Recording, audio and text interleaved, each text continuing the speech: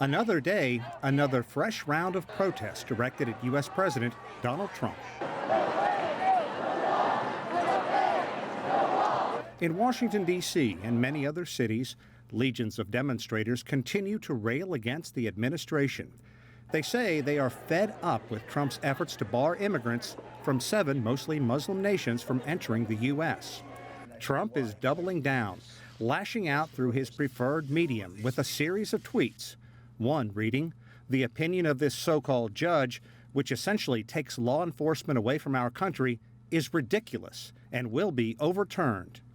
In office a little more than 2 weeks, Trump now faces a growing chorus at home and abroad, unhappy with his performance. We are here united to proclaim that we are all Americans.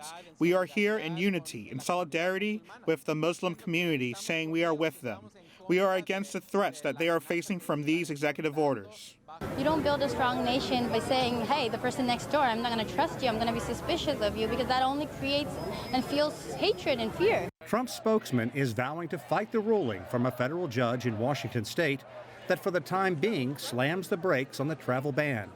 The administration says it will file a legal challenge through the U.S. Department of Justice at the earliest possible time.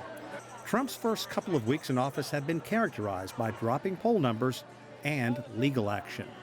Already, Trump faces 55 lawsuits filed against his actions, more than 10 times greater than the average of the last 3 U.S. presidents. This is what democracy looks like! In the meantime, the number of U.S. protests from coast to coast shows no sign of abating.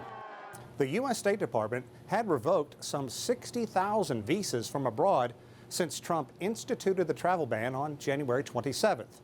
But for the time being, it is back to travel as usual, with the U.S. Department of Homeland Security saying it has halted any and all actions related to the travel ban.